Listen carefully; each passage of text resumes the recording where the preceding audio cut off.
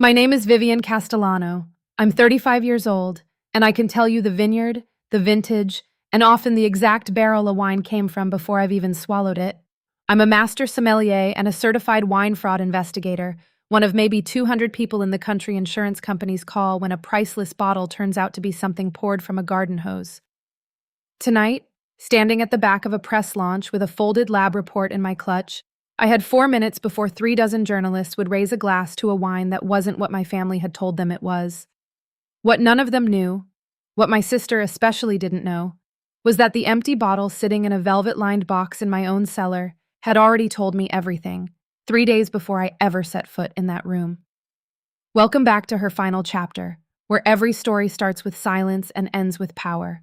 If you've ever watched your family sell a story about you, or about someone you loved, that was never true. This one's for you. Drop a comment, hit subscribe, and let's get into it. Because 5 days earlier, I hadn't even known the bottle was gone. Who I was before any of this. I didn't grow up wanting to be a sommelier. I grew up in my father's vineyard, 12 acres in the eastern hills, watching him walk the rows at dawn with a soil sample bag and a stubbornness that outlasted 3 separate droughts. Castellano Hill never got big, never wanted to. My father made maybe 800 cases a year, sold most of it through a mailing list of people who'd been buying from him since before I was born. What he was actually known for, in the small circle of people who knew wine the way he did, was a single private reserve he made only in exceptional years, a blend he never sold, never labeled commercially, and only ever gave away, 1 bottle at a time, to people he decided deserved it. I became a sommelier the ordinary way: restaurant floors, blind tastings, years of exams that fail most people twice before they pass once. But I became a fraud investigator by accident, the way careful people often do. 6 years into my restaurant career, I caught a supplier passing off a relabeled $10 Chilean blend as a $400 Napa cult wine, purely by the finish, a chemical sweetness the real bottle never had. I reported it. An insurance underwriter who happened to be dining that night got my number from the restaurant owner. I've been doing authentication work on the side ever since, now full-time, verifying rare bottles before auction, testifying in fraud cases, catching the kind of lie that only reveals itself on the tongue. I have one habit that makes my assistant, Marcus, roll his eyes. I keep a leather-bound cellar log, handwritten, of every bottle I personally own that matters to me. Vintage, acquisition date, condition notes, provenance. Not a spreadsheet. Ink, because ink doesn't quietly update itself later.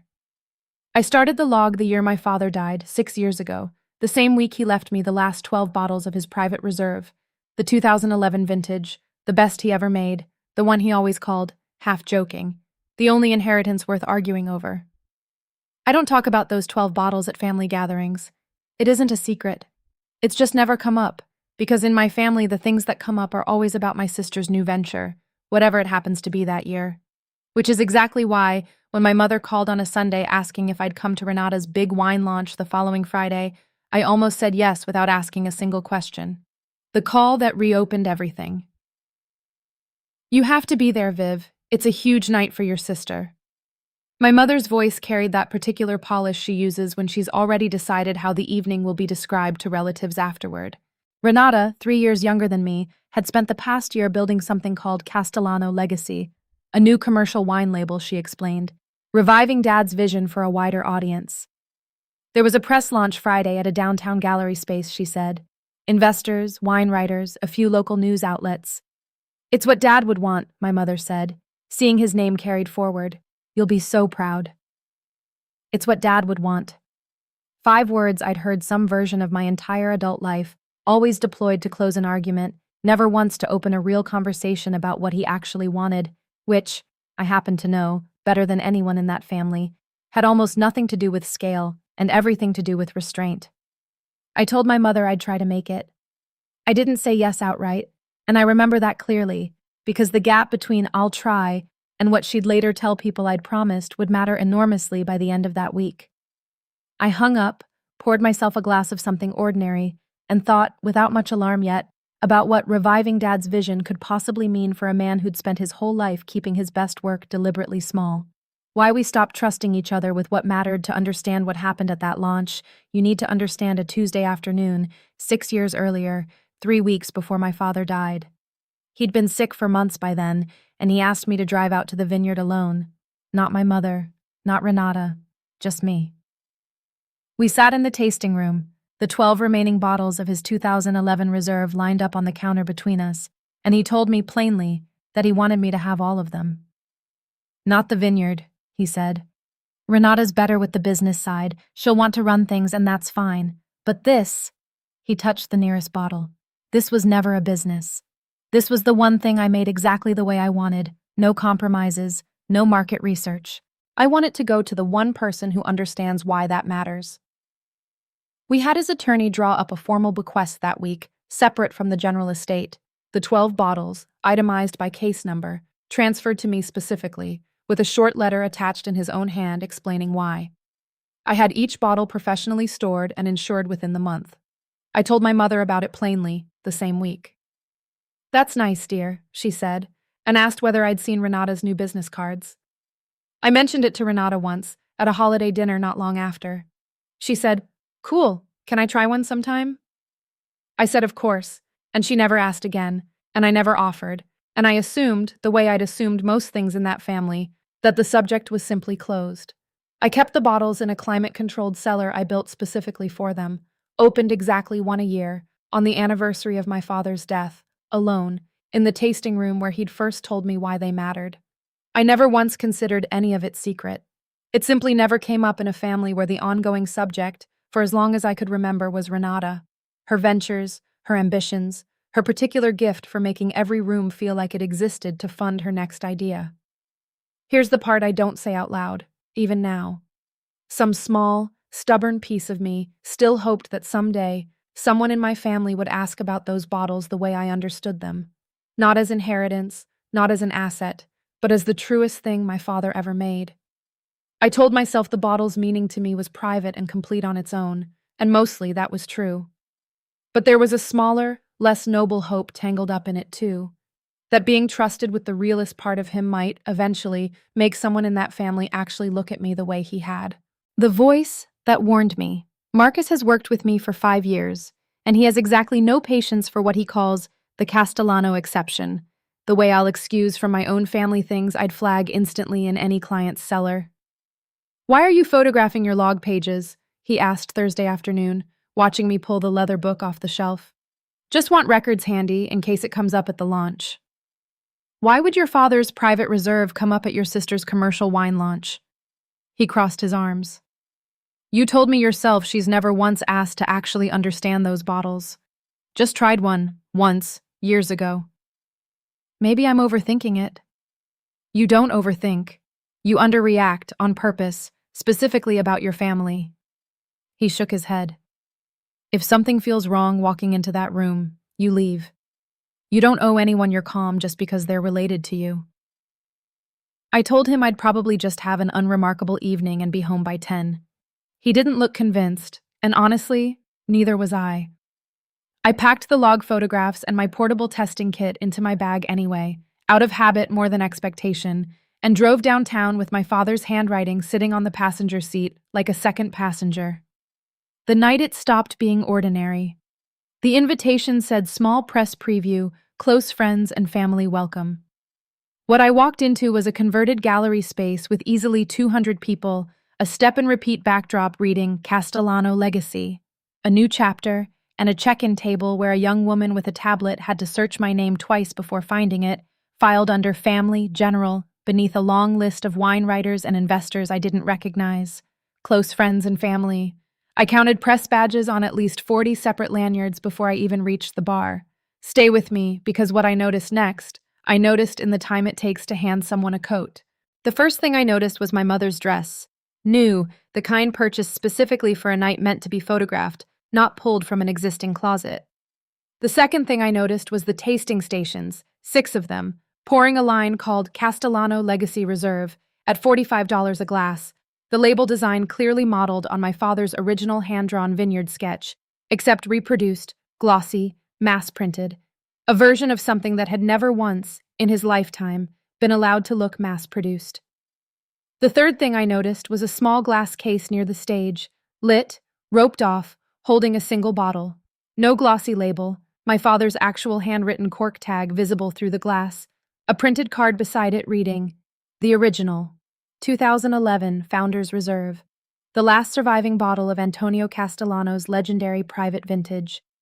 Poured tonight only, for our most valued guests, as the soul of everything that follows." I felt my stomach drop before my mind had finished the sentence. There were, as far as I knew, 12 surviving bottles of that vintage, all 12, itemized, insured, accounted for, in my cellar. I asked a passing server, as evenly as I could manage, where that bottle had come from. "I think it's from the family's private collection," she said brightly. "Renata's been talking about it all week. It's the whole story of tonight, honestly. Everyone's dying to taste it."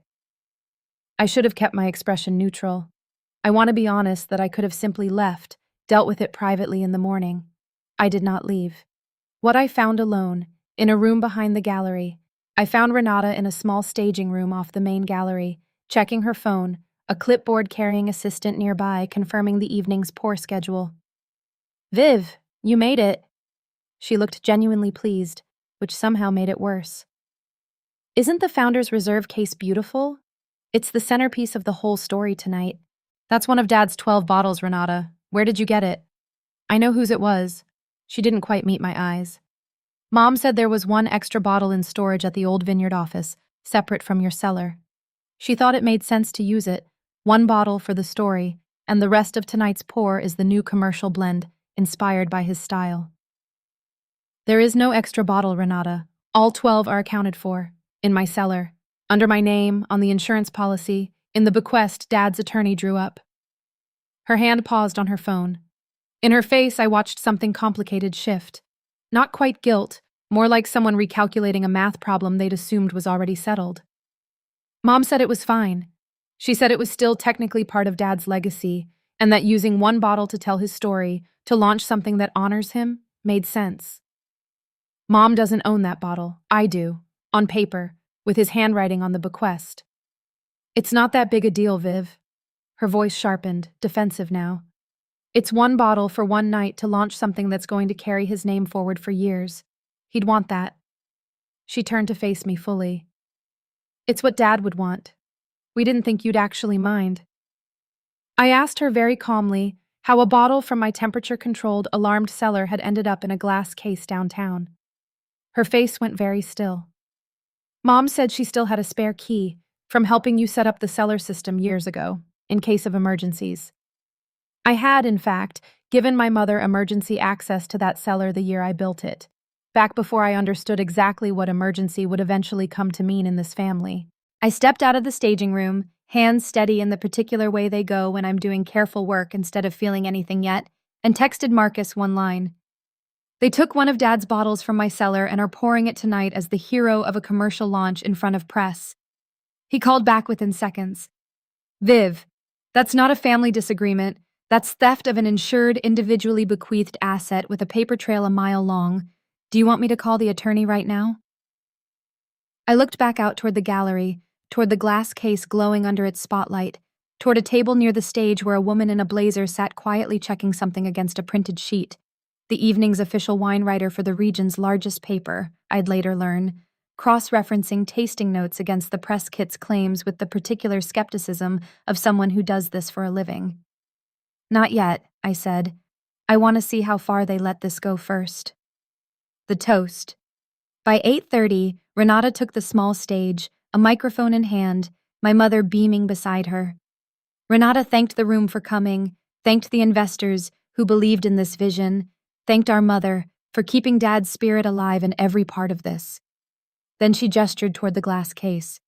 "Tonight, for the first time publicly, we're pouring one glass, just one, from the very last bottle of my father's legendary private reserve. The soul of everything Castellano legacy is going to become." Applause rippled through the room. "It's what Dad would want," she said, her voice catching with practiced emotion. "His life's work, finally reaching the audience it always deserved." Second time, the same 5 words, now aimed at 200 strangers instead of just at me, dressed up as tribute instead of theft.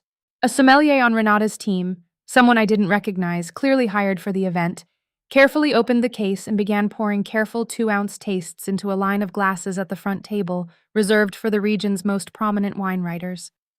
The woman I'd noticed earlier, the newspaper's critic, lifted her glass, swirled it, inhaled, and paused, her expression flickering into something I recognized instantly, because I'd worn that exact expression myself hundreds of times. The look of someone tasting a gap between what they were told and what's actually in the glass.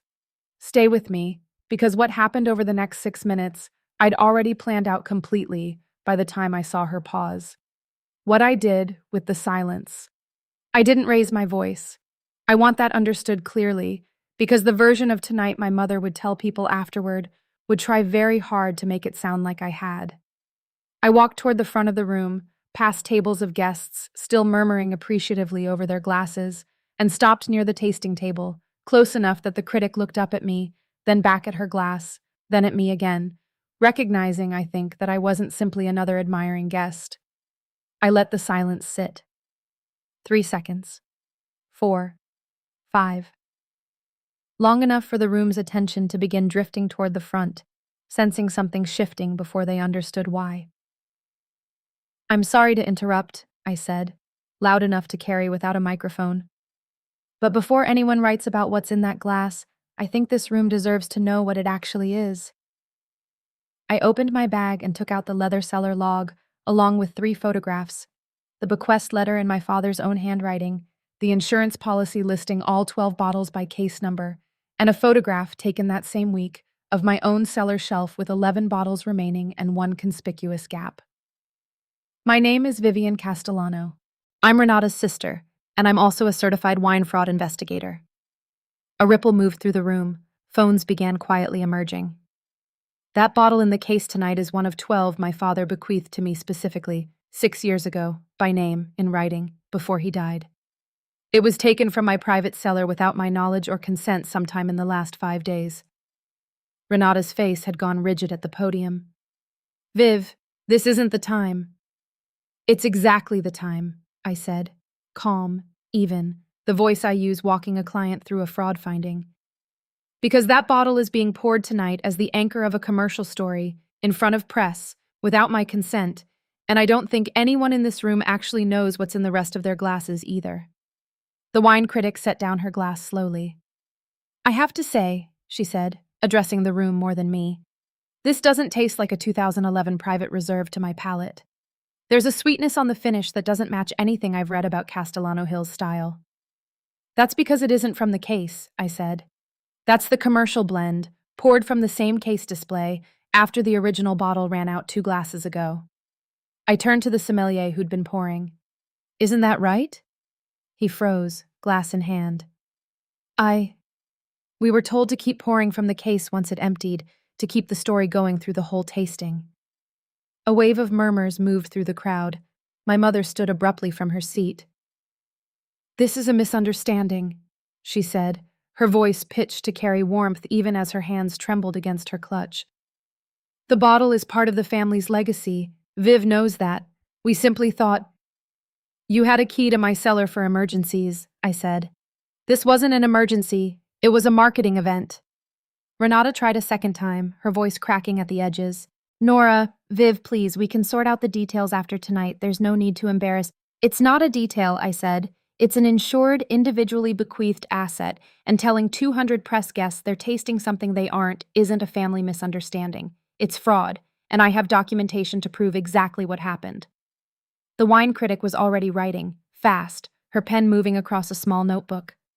2 of the investors at the front table exchanged a look and quietly stepped back from the tasting table.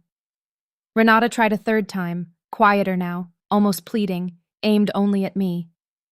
"It's what Dad would want, Viv. I thought you'd be proud it was finally reaching people." "It's what Dad would want," I agreed, letting the whole room hear it, my own words handed back on my own terms instead of underneath hers. That's exactly the problem. What he wanted was for this to stay exactly what it was, honest, small, and never, ever stretched into something it wasn't just to sell more of it. I closed my folder. "I don't need an apology tonight," I said to my sister, quiet enough now that it wasn't for the room anymore, just for her. I need the 11 remaining bottles returned to my cellar by Monday, and I need this family to understand that his name isn't a marketing asset available to whoever needs a story. Then I turned and walked back through the gallery, past 200 guests who had come for a launch and left with a very different story, my father's handwritten bequest folded safely back into my bag. What came apart and what quietly came together. Everything I expected to happen happened within the week. The newspaper's wine critic published her piece Sunday. Not a takedown exactly, but an unflinching account of the tasting discrepancy, which was more than enough. 2 of Castellano Legacy's 3 lead investors withdrew their funding by Wednesday, citing concerns about the brand's foundational claims. Renata's launch, which had been aiming for a 100-store regional rollout, quietly shrank to a small local distribution deal instead, honest-sized in a way that felt uncomfortably closer to what my father had actually built. My mother called 5 times that first week. I let 3 go to voicemail. On the 4th, she said, quieter than I'd heard her in years, "I didn't think of it as taking something from you. I thought of it as still belonging to all of us." I told her that was, in a very real sense, the whole problem, that in her accounting, anything not actively defended reverted to whoever needed it most in the moment, and that I was done being the family member whose things were assumed to be available. Renata didn't speak to me for nearly 2 months. When she finally called, it wasn't quite an apology. It was smaller and stranger than that. She told me an early investor had specifically asked for an authentic hero product to anchor the pitch deck, and that once she'd said yes to that request, she'd stopped letting herself think too hard about where the bottle would actually come from. "I don't think I set out to take it from you," she said. "I think I just stopped remembering it was ever specifically yours instead of just Dad's, and Dad belongs to everybody." I believed she meant it. I also understood that meaning it hadn't stopped her. The quieter thing happened about a month later, in a small unmarked box my father's old vineyard manager, Hal, dropped off at my house. Inside, wrapped in newspaper, was a 13th bottle, one my father had apparently set aside separately, years earlier, with a note taped to the cork in his own handwriting. "For Viv, in case the others ever go missing. You'll know why. Dad." He'd known, even then, exactly what he was protecting me from. I sat with that 13th bottle on my kitchen counter for a long time, not because it changed anything that had already happened, but because it was the clearest thing my father had ever told me about who he trusted to keep something safe. What I know now, I didn't stand up that night to embarrass my sister. I stood up because I'd spent 6 years quietly protecting the one thing my father made without compromise so that no one would ever get to decide on my behalf what story it was allowed to tell. I still have the 12 bottles, 11 returned, 1 never taken. I open one every year, same as always, though this year's felt a little different. And I've learned that the people who tell you it's what he would have wanted are usually the ones who never actually asked him. That's my story. If it meant something to you, drop a comment and tell me. I read every one. And if you want more stories like this, hit subscribe to her final chapter, because there's another one waiting for you next week.